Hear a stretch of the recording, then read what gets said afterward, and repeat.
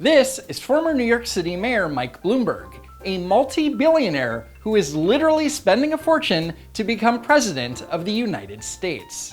It has been reported that as of mid-February, Bloomberg spent nearly $4 million on his presidential campaign, including $338.7 million on TV, radio, and digital media ads.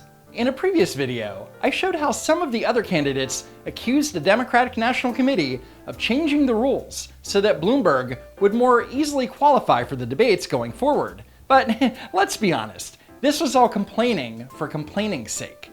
Because for the other 5 candidates who made the debate stage, this rule change would finally give them the opportunity to go face-to-face with Bloomberg instead of letting him hide behind millions of dollars in advertisements. Mr. Bloomberg had policies in New York City of stop and frisk, which went after African American and Latino people in an outrageous way. Sanders is referring to New York City's policy of stop, question, and frisk, or stop and frisk for short. Police are sent into high-crime areas in an effort to stop gun crime. Critics say that it was overused, and in 2013, a federal court ruled that while stop and frisk was not unconstitutional in itself, it was the way that the NYPD implemented stop and frisk. So the judge ruled that it could not continue in that manner. But back in 2015, Bloomberg defended this policy in a speech at the Aspen Institute. "We put all the cops in minority neighborhoods. Yes, that's true. Why do we do it? Because that's where all the crime is. And the way you get guns out of the kids' hands is to throw them up against the wall and frisk them." And then they start going, "Oh, I don't want to get caught," so they don't bring the gun. They still have a gun, but they leave it at home. He had stop and frisk, throwing close to 5 million young black men up against the wall. Not even close, Joe.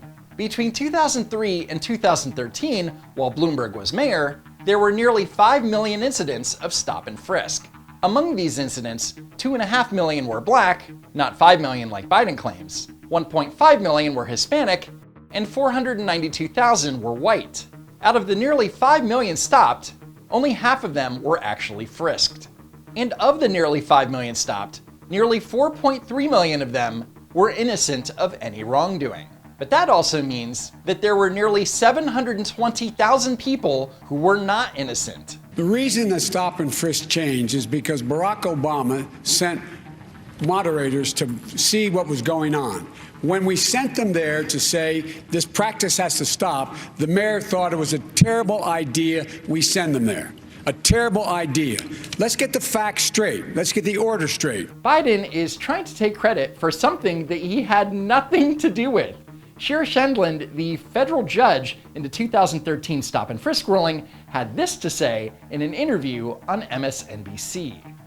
He said that the Obama administration appointed a federal monitor. Totally wrong. I appointed a federal monitor in August of 2013 who didn't take office for 10 months because Mayor Bloomberg insisted on trying to appeal my ruling and getting it overturned. So simply put, Joe Biden, in your view, took credit for something that judges actually did. Absolutely. And as it turns out, in these past couple of debates, Joe Biden has taken credit for a lot of things. I'm the only one on this stage that actually got anything done on health care.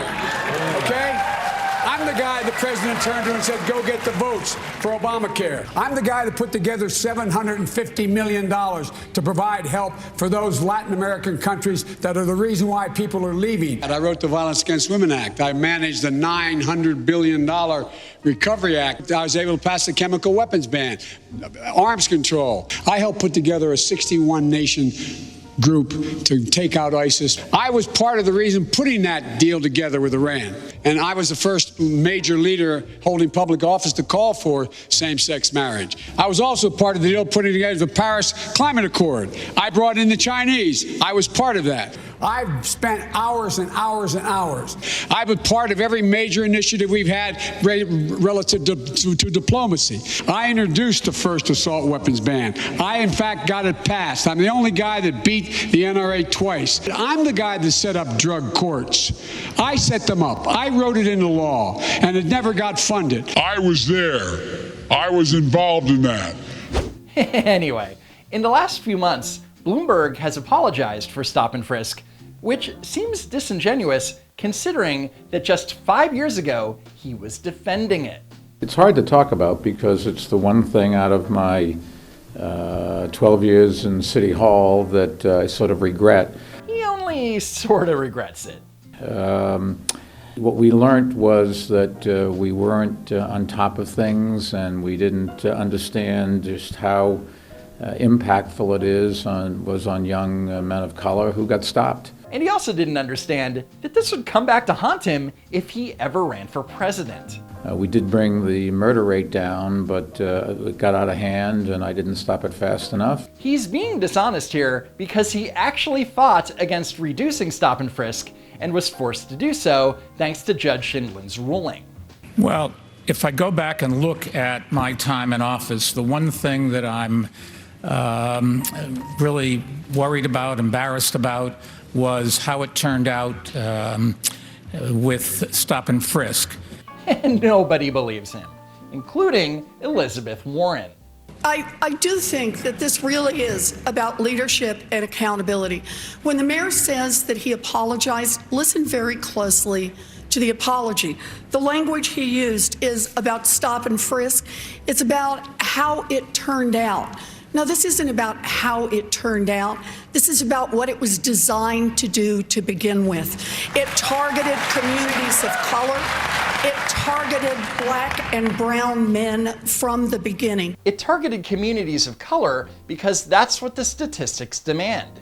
According to the New York City Police Department, in 2019, the majority of murder suspects, arrestees, and victims are black and Hispanic. So there's an argument to be made that high crime areas with large minority populations should at the very least get special treatment. But then again, facts and statistics like this have no place within today's Democratic Party. I'd like to talk about who we're running against. A billionaire who calls women fat broads and horse-faced lesbians. And no, I'm not talking about Donald Trump. I'm talking about Mayor Bloomberg. Ooh. Democrats are not going to win if we have a nominee who has a history of hiding his tax returns, of harassing women, and of supporting racist policies like redlining and stop and frisk. Look, I'll support whoever the Democratic nominee is. So Warren will support Bloomberg even if he has a history of hiding tax returns, harassing women, and supporting racist policies? What? You can't have it both ways, Grandma. You either think that someone is fit for the presidency or they aren't. Several former employees have claimed that your company was a hostile workplace for women. When you were confronted about it, you admitted making sexually suggestive remarks, saying, quote, "That's the way I grew up." In a lawsuit in the 1990s, according to the Washington Post, one former female employee alleged that you said, quote, "I would do you in a second." Should Democrats expect better from their nominee? So Bloomberg attempted to pivot from these allegations to more positive aspects of his record. Let me tell you what I do in my company and my foundation and in city government when I was there. In my foundation, the person that runs it's a woman. 70% of the people there are women. In my company, lots and lots of women have big responsibilities. They get paid exactly the same as men. And in my in City Hall, the top person, my deputy mayor, was a woman, and 40% of our commissioners were women. And honestly, this wasn't a bad answer. But Elizabeth Warren was laser focused on taking Bloomberg down. I hope you heard what his defense was. I've been nice to some women. That's not what he said. Oh, Elizabeth Warren is so dishonest. The mayor has to stand on his record, and what we need to know is exactly what's lurking out there. He has gotten some number of women, dozens, who knows, to sign non-disclosure agreements, both for sexual harassment and for gender discrimination in the workplace. Now, if Bloomberg was actually prepared, he could have pointed to Warren's own staff issues. 2 weeks prior, Politico reported that a half-dozen women of color left Warren's Nevada office after complaints of a toxic work environment in which minorities felt tokenized. But instead, Bloomberg attempted to brush off Warren's attack and failed miserably. None of them accused me of doing anything other than maybe they didn't like the joke I told. Yeah, we've seen your jokes, Mike. You're not funny. And let me put, there's agreements between two parties that wanted to keep it quiet, and that's up to them. They signed those agreements, and we'll live with it. His arrogant tone and attitude about the whole thing makes it look like he's hiding something. So wait, when you say it is up to, I just want to be clear. Some is how many? And when you say they signed them and they wanted them, if they wish now to speak out and tell their side of the story about what it is they allege, that's now okay with you? You're releasing them on television tonight? Senator? No. Is that right? I really dislike Elizabeth Warren, but watching her put Bloomberg on the spot it's just so good. Senator, the company and somebody else, in this case, a man or a woman, or could be more than that, they decided when they made an agreement that they wanted to keep it quiet for everybody's interest. They signed the agreements, and that's what we're going to live with. I'm sorry. No, the question is, are the women bound by being muzzled by you? Listen to that language. Are the women bound by being muzzled by you? Bloomberg should find out who coached her for the debate and offer them 10 times whatever Warren is paying them. We are not going to beat Donald Trump with a man who has who knows how many non-disclosure agreements and the drip, drip, drip of stories of women saying they have been harassed and discriminated against. That's not what we do as Democrats. 2 days after the debate, Bloomberg claims that his company identified 3 NDAs over the last 30 years, and that if any of them wants to be released, all they have to do is ask. Bloomberg should have been better prepared for this. There's just no excuse, especially since Warren has been criticizing Bloomberg about this since at least December. Instead, he let Elizabeth Warren, of all people, insinuate that there are potentially dozens of women out there with horror stories all being muzzled by Bloomberg. Her exchange with Bloomberg was the most talked about moment of the debate. However, it's not convincing anyone that she should be the Democratic nominee because, after all is said and done, she's still Elizabeth Warren. One thing is for certain though, until these women decide to come forward, this issue is not going away and will be hanging over Bloomberg's head for some time, even after Warren is forced to suspend her campaign sometime after Super Tuesday. And that's it for now, so thanks for watching, sharing, and hitting that like button. Follow me at Don't Walk Run on Twitter, and while you're at it, subscribe to the channel. Check out the links in the description and check out these videos that you may have missed. Thanks again for tuning in, everybody, and I hope to see you all next time.